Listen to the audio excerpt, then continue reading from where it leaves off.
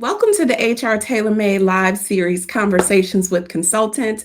I'm your host, Dr. Tiffany Slater, and I'm the CEO of HR TailorMade, the HR solution for small businesses or small organizations, I should say. With these conversations, we hope to make it very, very clear that you don't have to wear all the hats in your organization because there's so many amazing experts and consultants that are available to help you and to do all of the things that we are experts in so that you can be free to do the things that you are an expert in. And so I'm really excited to talk to my guest today. She is a CPA and I would say an organizational financial guru, Miss Tosha Anderson of the Charity CFO. So, welcome, Tosha. Hey, thanks for having me. I'm excited to be here. Well, good. I'm really glad that you were able to make time. I know you're busy. So, let's jump right in. So, do us Yeah. all a favor and tell us who you are and Mhm. what you do. Yeah. So I guess all the credentials would suggest I'm an accountant, a CPA, as you mentioned. But in addition to that, like you, I am a founder. I'm a CEO of a CPA firm. So it's a mouthful. My firm is called the Charity CFO. So when people read my title, like, wait, you're the CEO of the Charity CFO. So yes, it's a mouthful. But the idea is, like you, I started my practice about 6 years ago in response to seeing that small organizations. So I only work with the nonprofit sector, but I've noticed that really small nonprofit organizations were really struggling to stay on top of the changing demands of the world, right? The world, their funders, their the government, their staff, all of the different stakeholders in the organization. They were struggling to stay on top of. So I handle all the accounting, financial management of the organization in a similar way, Tiffany, that you would with HR side. So there are people like us out there, and we're just really excited to work with nonprofit organizations, generally ranging from somewhere around like 250,000. I think our largest client is about 9 million. So quite a big spectrum. And I think it's goes without saying that the demand for services like yours and like mine and like all of the consultants that you have, I think, on your show is that the talent market is so brutal right now, and to find people with really specialized talent is difficult to find. So, Yes. that's what we're here for. Yeah, and the other thing that I think is really awesome about the services that we provide to organizations is that when they go to hire someone, they're getting one person, and that person may specialize in one thing.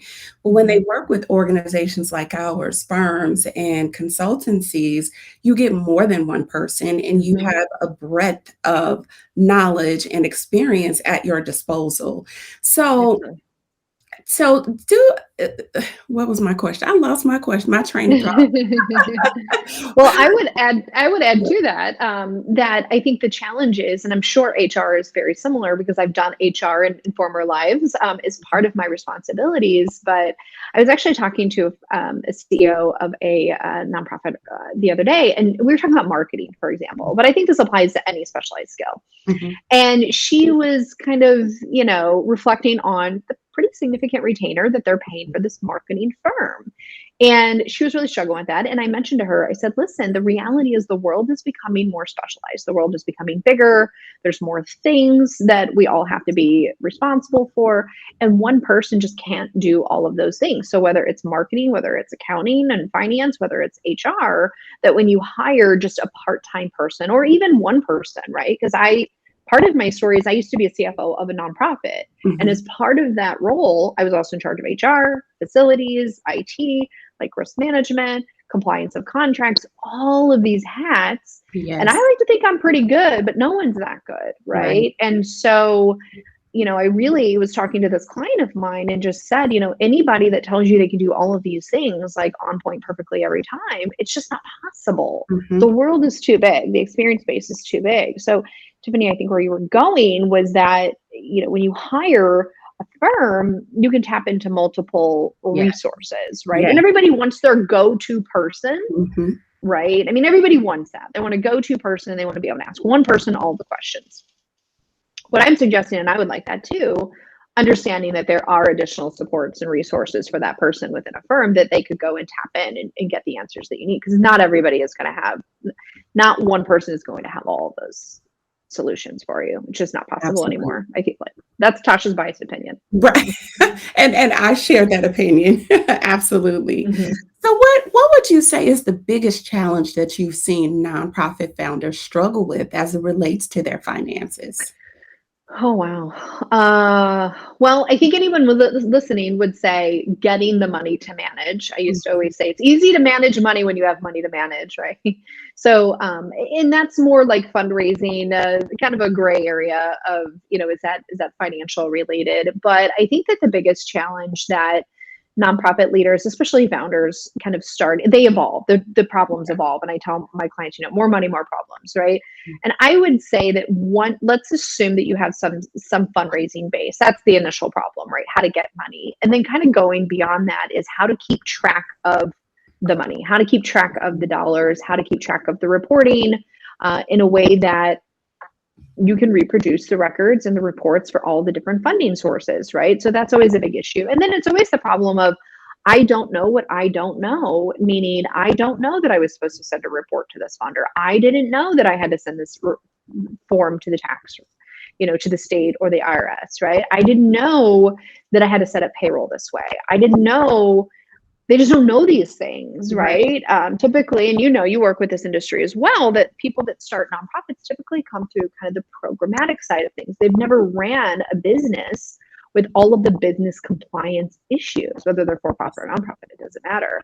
So their struggles, it's always, unfortunately, they find out after the fact, I should have done this, I shouldn't have done that. But the problem is finding somebody that can help kind of either prevent proactively on having those missteps, or the right expertise to get you back in shape as quickly as possible and put processes in place to prevent that from happening in the future. So I would just say really just having solid accounting systems, understanding what they're supposed to be doing, and being able to reproduce numbers to make people happy and to show them I am properly managing my funds. And I think a couple things you said. One of them is that making sure that they understand their finances. But I think what's really important about that is the fact that they have a nonprofit, which is different than a regular business. And therefore, the financial expertise that they need for their nonprofit needs to look different. You can't just go to any old CPA or any old financial or accounting firm to get support for your nonprofit organization. And the other thing you said was they've never managed a business. Even though you are a nonprofit, it is still a business. And I think that some organizations or some founders do struggle with that concept. Sure. I mean, I struggled with it, honestly. I'm an accountant, and whenever I had to run a business, like a full-on business, you go from being a doer. There's lots of books, I don't have them around me today, but that talks about this transition of being like the doer and the technician to the entrepreneur, right? And that's a completely different skill set on keeping all of the ducks in a row and knowing, thinking strategically, but also staying in line with all the things that you need to do. And I guess the biggest difference in terms of just, there's so many things I'm thinking about right now, but I think the biggest thing for people that they need to understand the difference between the for-profit and the nonprofit world, right? If I want to go as a for-profit business and I go, down to the bank and need to borrow some money, they're going to ask me for a financial statement, and I produce, a profit and loss statement and a balance sheet, right? They're just going to take that, and they might ask a few questions, but they're not going to ask me to prove anything. They're not going to review my internal controls. They're not going to make sure that I'm keeping my documentation. That they don't care, really. I mean, as long as I'm credit worthy and things like that, right? And the same would be true when I file my tax return. I mean, the IRS could come back and audit me as they could anybody, right? But for the most part, nobody's asking me to prove myself to them as a for-profit business owner. That's my right, right? As a nonprofit, you have surrendered your right to kind of privacy, surrendered your right just to do things as you kind of please, because auditors from the state level, any of your funders, the IRS, a lot of stakeholders will have an expressed interest in how you actually operate, not just a piece of paper that shows, hey, I have money in the bank and please help me out here. It's like, no, we want to actually, lift the hood and see what's going on, right? And I don't have that problem in the for-profit world, right? Nobody is asking me, show me that you have copies of all of your bank statements. No one cares, right? And that's the difference where I think people don't realize that by having a nonprofit, you have kind of surrendered that right. And what I tell people is the trade-off that you made is, as a for-profit, I get to do whatever I want. I could remodel my kitchen, I could buy a new car, and go on vacation with the profits, right? And nobody cares as long as I pay Uncle Sam his part, right?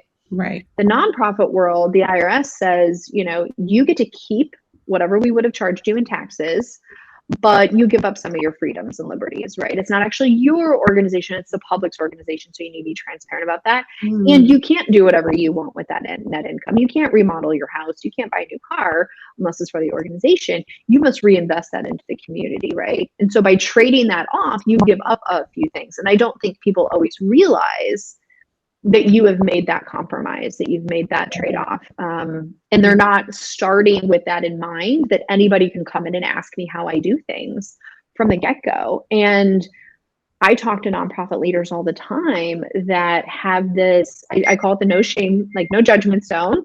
So, let's just have an open and honest conversation. Where are you? And I've talked to so many leaders of organizations that have said, I'm just really worried that someone's going to find out we're this disorganized or we don't have this in a row. And it's not entirely their fault, but it's their responsibility to find someone to clean it up for them, right?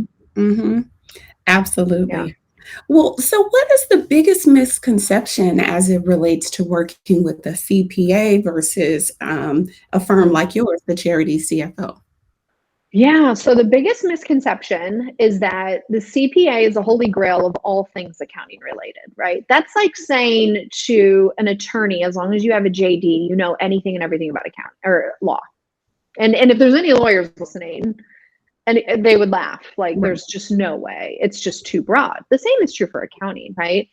And I am actually getting ready to do this big campaign. I haven't done a little bit of the research, but I will say, at least in the state of Missouri, you can get a degree in accounting and never take a nonprofit accounting course. It's not required. It's an elective, right?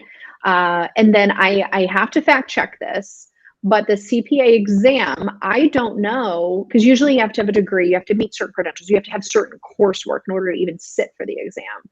I don't think, but I need to fact check myself before I say this, that you don't even need to take a course in nonprofit accounting to sit for your CPA exam. Wow. And if I remember, there are 4 exams. It's been a long time. There's 4 exams. Each exam could take somebody 3 months to study for. It's several hours long. It has, I think, at least over 100 questions per exam, right? And if I remember correctly, now it's been a while, back, I guess it's been almost like 10 plus years since I've actually sat for this exam. At that time, out of hundreds of questions, I think 4 to 6 of them related to nonprofit. Wow. So we're talking like 1% of the questions are related to nonprofit accounting. Yeah. So when people think, oh, well, I hired a CPA and the CPA should know how to do this, that's like hiring a criminal defense attorney for your divorce. Like, they may not know all of the things. They may not be staying on top of these things, right? And so I think that's a misconception. And when people hire either in-house a CPA or somebody that has a financial background, they assume that they can apply what they've learned to the world of nonprofit accounting. Simply not true. Yeah. Or as long as somebody is a CPA and they have their own firm, well, surely they should know how to do nonprofit accounting. Just simply not true, right? More and more accountants are specializing like attorneys do, right? Yes.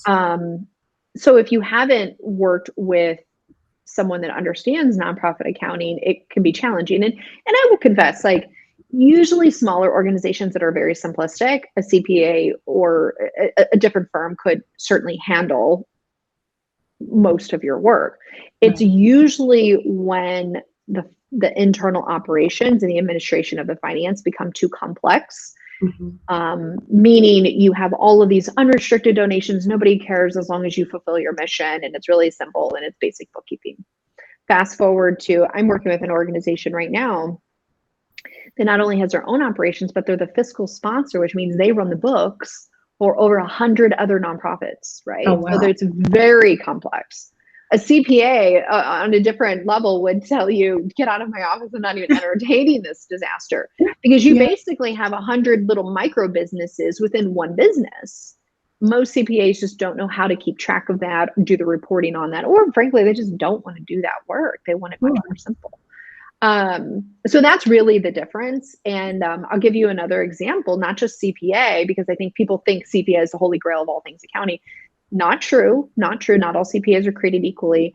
And what I also see in the nonprofit world, and I would say, frankly, probably in any industry right now, because accounting or financial talent is so hard to come by, that we had a client that we just brought on board that hired somebody from a banking background. And no shade to those in the banking background. True finance, lending, banking is not accounting. And those that are non-numbers people assume, well, they have some experience with money management, surely they can do accounting. It is not the same thing. It's just not the same thing. And so they hired a person that wanted to get out of banking to be their controller. And that lasted about 6 months. And I think all parties involved realized we're not in a good place. And that person ended up leaving, and then the nonprofit had to go and find someone else. And I guess what I'm saying is not just CPAs, but anybody with financial management background, if they were investment managers or bankers or whatever, it's not the same thing as somebody that can do the accounting and reporting for your nonprofit organization. So just be really careful about who you hire and ask a lot of questions. And quite frankly, it's the same when it comes to filling any role in your organization. Do Yeah. your work, understand exactly what you need this particular person or what gap you are looking to fill, and then do some research to really figure out the best way of making sure that you're able to fill that gap, so that you don't hire someone who doesn't have the background to service your needs, only for you to probably be in a situation that is worse than when you first started. Absolutely. So doing our homework and being very knowledgeable about the things that we need to help our organizations to be successful is probably one of the most important things that any of us can do as business owners and founders. And I think that that's the challenge. And I'm sure this applies to the HR side. And again, I think this applies to any industry, regardless of for-profit or nonprofit. You know, I will say that sometimes owners just don't know what they don't know. They don't know how to identify somebody that knows what they're talking about versus somebody that doesn't, right? I'm sure you get this to the HR side, like, oh, that was terrible advice. Oh, I can't believe they didn't set that up for you. And oh, well, they had all the credentials. They had the credentials, they had the education background or whatever it might be. And again, this goes with any profession. Not everybody is created equally. And I've learned this lesson personally the hard way, because I've done a lot of work on our marketing and our website, and I've worked with 3 different developers on a website, and it's like, oh, well, they're a web developer, surely they know how to do their magic and make it all happen. And then I realized they're not very good at their trade, right? But I didn't know that when I was interviewing them. So for anyone listening, I validate, like, okay, that sounds great, but I don't know how to identify the difference between good versus average versus bad. And I think some of these takeaways would be, don't assume just because somebody has good credentials that they are qualified or going to be a good fit for the role. And I almost think what's more interesting from an understanding when I talk to prospective clients and they see that I get it, I don't just talk about the accounting, I talk about the operational needs of the organization, right? Oh, the different reporting requirements, or, oh, this is probably how you do that, or, oh, they know that I know what it's like to actually help run an organization. And if somebody can speak more operationally, and I'm not talking about, fixing the light bulb, like facility is operational, but how does the actual HR happen within an organization? What are the issues that we have? Tracking down hourly time cards or whatever, using examples like that. If you're interviewing somebody and they're using very specific, very real life examples of pain points that you as a leader of a business are dealing with, that's going to tell you these people have been around and they've seen some things and they know what they're talking about. At least that's been my experience.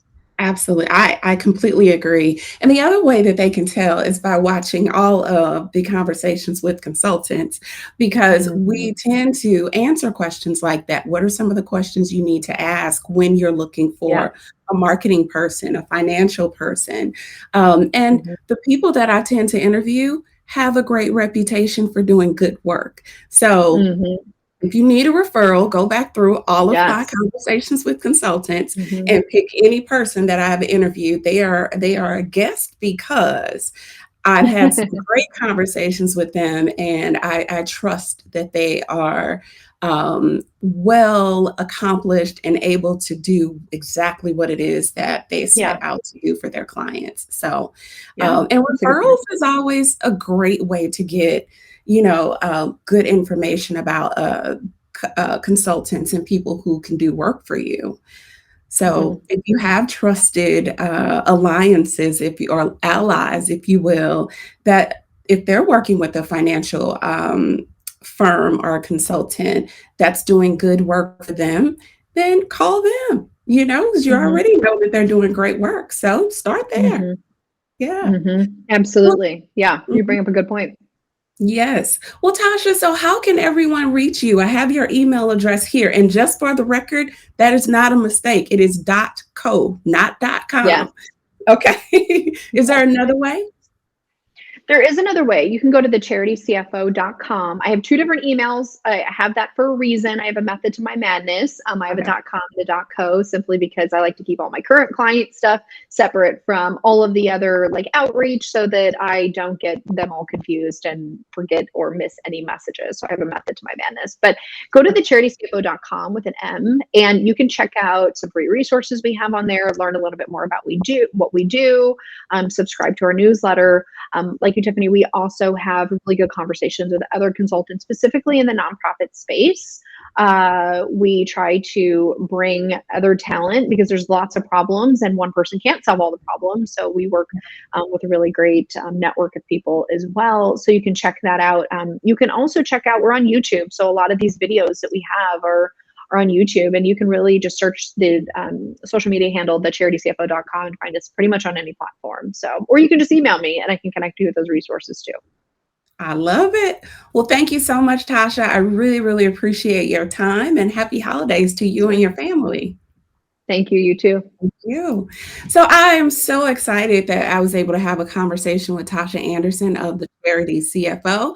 And I hope that you got some great information from this conversation, specifically if you are a founder, because she gave us some really great information that will be beneficial for you as you move forward to help your organization to be the success that we know that it can be. And if you enjoyed this conversation, make sure that you continue to tune in on Thursday mornings at 10 a.m. Please note that we will be taking a break for the next 2 weeks because we are going to be spending time with our family and working on my strategic plan for the 2022 year. So, again, thank you for watching. I am Dr. Tiffany Slater of HR TailorMade, the HR solution for small organizations. Be sure to sign up for our newsletter. And until next time, be kind to yourself.